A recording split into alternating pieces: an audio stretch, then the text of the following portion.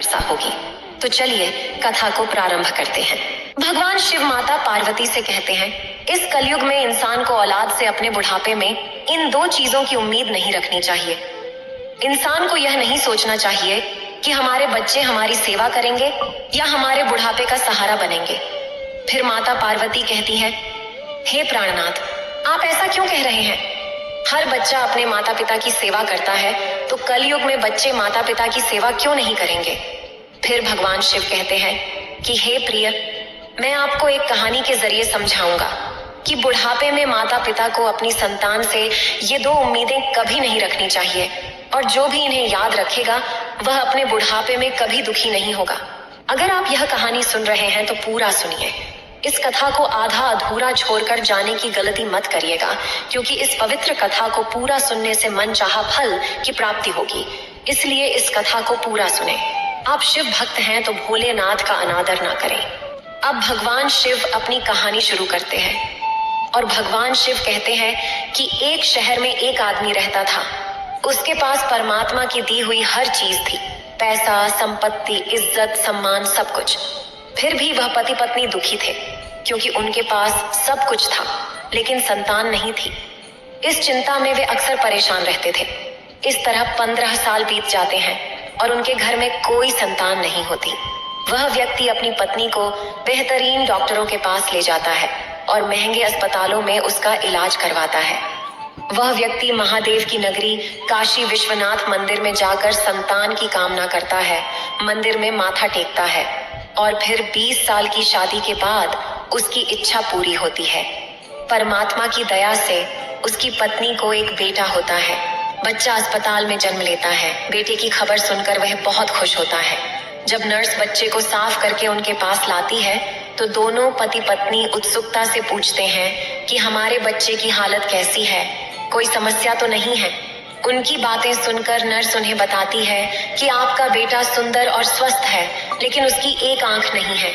ये सुनकर बच्चे की मां चिंतित हो जाती है, लेकिन नर्स उसे आश्वासन देती है कि घबराने की कोई बात नहीं है। जब मां को पता चलता है कि उसके बेटे की एक आंख नहीं है तो वह रो पड़ती है, लेकिन फिर अपने बेटे को गले लगा लेती है और कहती है कि कोई बात नहीं, एक आंख नहीं है तो क्या हुआ, दूसरी आंख तो है। वह अपने दिल का टुकड़ा है और उसके लिए दुनिया का सबसे सुंदर बच्चा है। माँ के लिए उसकी सभी संतान समान होती हैं। किसी का रंग चाहे गहरा हो या कोई गोरा और खूबसूरत हो, माँ अपने बच्चों को उनके शरीर से नहीं बल्कि उनकी आत्मा से प्यार करती है। वह अपने बच्चे को देखकर कहती है कि मेरा बच्चा कितना प्यारा है। यह सुनकर नर्स की आंखें भी नम हो जाती हैं। नर्स सोचती है कि अगर भगवान ने बच्चे को देना ही था तो उसे दोनों आंखें क्यों नहीं दी। माँ कहती है कि कोई बात नहीं, जैसा भी है, आखिरकार वह मेरा बेटा है, लेकिन अगर उसकी दोनों आंखें होती तो और भी अच्छा होता। नर्स ने सुना और कहा कि अगर आप चाहती हैं कि आपके बेटे की दोनों आंखें हों तो यह संभव है। माँ ने पूछा कि यह कैसे संभव है, तो नर्स ने बताया कि इसके लिए माता पिता में से किसी एक को अपनी एक आंख दान करनी होगी, जिससे बच्चे की दोनों आंखें ठीक हो सकती हैं। फिर भगवान शिव कहते हैं, जब वह व्यक्ति नर्स की बातें सुनता है तो वह कहता है कि कोई बात नहीं नर्स जी, हमारे बेटे की एक आंख तो बिल्कुल ठीक है। वह एक आंख से ही संसार को देख सकता है, दूसरी आंख के लिए कोई चिंता नहीं है। हमारा बेटा जैसा भी है हमें पसंद है। मैं अपनी आंखें दान नहीं कर सकता, क्योंकि मेरे काम से ही हमारा घर चलता है। अगर मेरी एक आंख नहीं रहेगी तो मैं अपने परिवार का पालन कैसे करूंगा? ये सब तभी संभव है जब मेरी दोनों आंखें सही हों। मैं एक पिता हूँ और मेरे कंधों पर मेरी पत्नी और बच्चों का भार है। और जहाँ तक मेरे बेटे की एक आंख की बात है तो यह सब भगवान की मर्जी है। भगवान ने जिस रूप में उसे भेजा है वह उसी रूप में हमारे लिए ठीक है।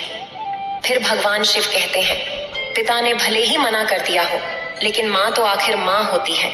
वह नर्स से कहती है कि मैडम, अगर यह संभव है तो मैं अपनी एक आंख अपने बेटे को देना चाहती हूँ। मेरा क्या है, मुझे तो घर में ही रहना है, लेकिन मेरे बेटे को अपना पूरा जीवन जीना है, इसलिए मैं अपनी एक आंख उसे देना चाहती हूँ।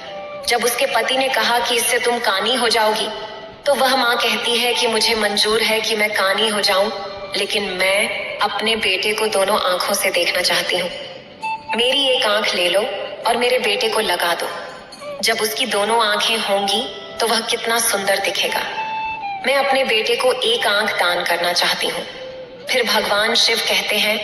इस तरह माँ की बात मानकर डॉक्टर उस माँ की एक आंख निकालकर उसके बेटे को लगा देते हैं। इस प्रकार बेटे की दोनों आंखें ठीक हो जाती हैं और माँ एक आंख देने के बाद कानी हो जाती है।